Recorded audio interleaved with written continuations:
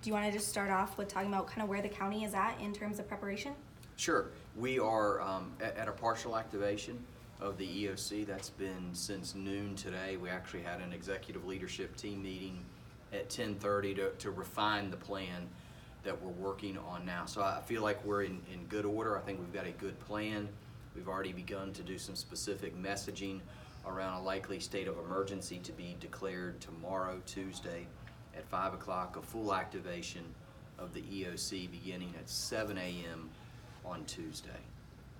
I saw some tweets, of course, coming out, obviously, for the county and other leadership positions around. We're still, of course, recovering from Florence. Absolutely. And now preparing for Dorian. What is that like? So we have to be mindful that we have people that are still in housing that is being rebuilt. Some are still dislocated and perhaps out of the community and are concerned about what's going to happen back where they actually are from. So it's a different challenge for us.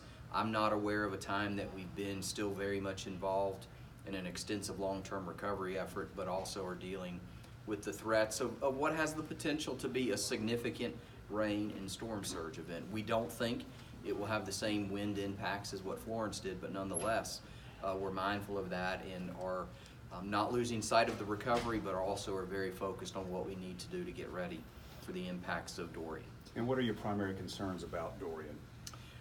We are concerned about rain. Now, the good thing is, comparatively speaking, now versus last year, we don't have a lot of saturated soil, so we can take on more rain than what perhaps we otherwise have been able to do. But nonetheless, we're concerned about that. We're concerned about storm surge, which is always the priority threat for us. I believe this event could have more storm surge impact than what Florence did, just because of what the angle of winds are in the rising water. So primarily around rain in storm surge, but also the folks that we are dealing with that are still in recovered housing that we need to take extraordinary concern with and make sure that they have a good, safe place to be.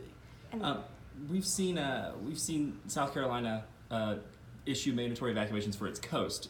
Does that kind of speed up the process of whether that needs to be something that's done here, their entire coast actually? So I don't believe that you would see a mandatory evacuation order for all of New Hanover County, and we did not do that during Florence. Mm-hmm. I believe that was the right decision then, and certainly not making it more than likely going forward would be the right decision. That being said, we have already been in coordination with the beach communities and are working with them to very clearly define what their risk is and what level of evacuation they should have. There certainly will be areas inside the mainland of New Hanover County that we need for people to be clearly aware of what their risk is to storm surge, and we'll do very targeted messaging around that. And we will have sheltering to run parallel with any types of evacuation recommendations or orders that come. But I don't think, Hunter, this storm, if Florence did not compel a county-wide full evacuation order, I don't believe that we're at that point either with Dorian. On the shelters, we have a lot of people still displaced. Maybe they're less confident that their homes will protect them in this case. At what point do you make the decision about sheltering? Because, we still don't know where we're at, really. So we know, really, without fail, there will be shelters opened in New Hanover County, likely on Wednesday. The specific timing around that, I can't say, because what we want to do is open shelters at the right time so that people can take refuge there in a way that's reasonable and comfortable for them, but also that we have plenty of time for our staff to stand that up, and that we're not asking them to work too many shifts in advance of people really showing up for shelter. But I think it's fair to say there will be sheltering available in our community, and more than likely it will be opened on Wednesday. And in terms of those shelters, last year some of those didn't withstand the hurricane as well as others. Will there be changes made to places that will be open as shelters? Will that kind of be attacked differently? There have been some slight modifications to the actual structures or the places that we would choose to use as shelter. Last year, certainly we had shelters take on water, but that was not from rising water. It was the consequence of, in some places, 30 inches of rain, and there was just a finite amount that those facilities could handle. I don't believe That's what we're going to see going forward. But the specific locations that we open, we will begin with 2, as is our traditional practice. We'll notice where those are either late tomorrow or early Wednesday to likely be available on Wednesday. Further on the issues, I know there was damage here, there was damage to other county facilities. Any thoughts on, what resiliency efforts have you been able to do up until this point? We're barely a year removed. Well, our facilities for the most part are in good shape, thank goodness. The government center itself fared rather well during Hurricane Florence. The facility that really is most challenged is the historic courthouse, and the board has not been meeting there now for a year.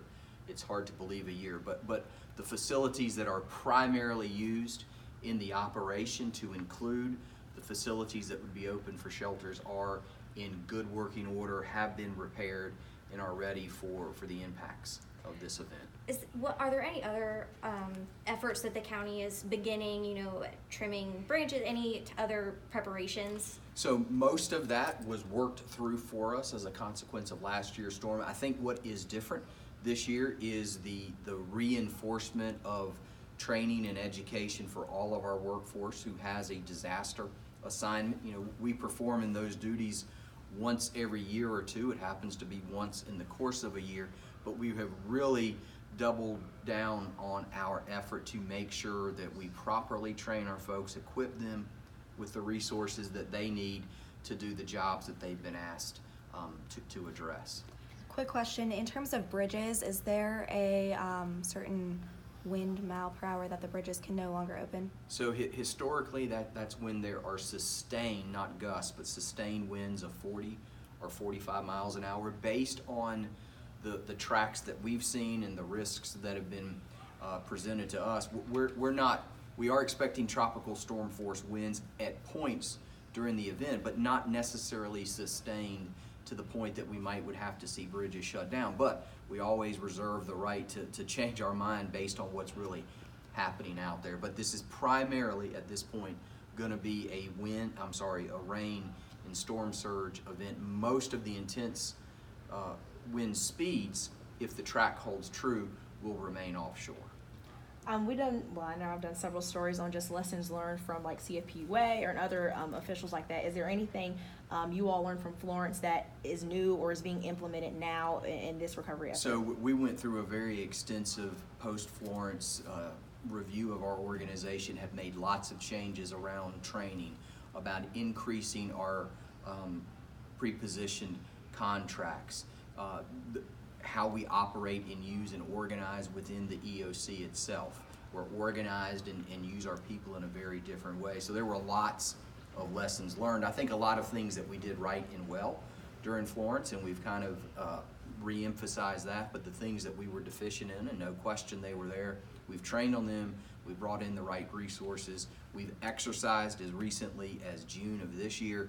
So I feel like, all things considered, a year removed from Florence, we are in as good a shape as we probably could be. You mentioned that you've been in touch with the beach towns. Now, evacuation might not be for the whole county, but with that threat of storm surge, are they entertaining possible evacuation orders? Yes, they are. Now, to what level and when is still something that we are discussing, but each of the beach towns has confirmed that they are considering an evacuation strategy and an order around that.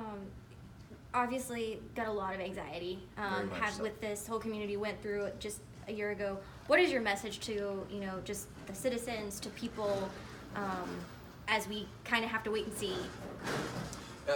Be vigilant, be prepared, do what you can to take care of yourself as these impacts begin to set in, but please believe and trust in your local government, in your municipal governments, and in the state government to bring the resources necessary to help our community move through this. But be prepared and be vigilant.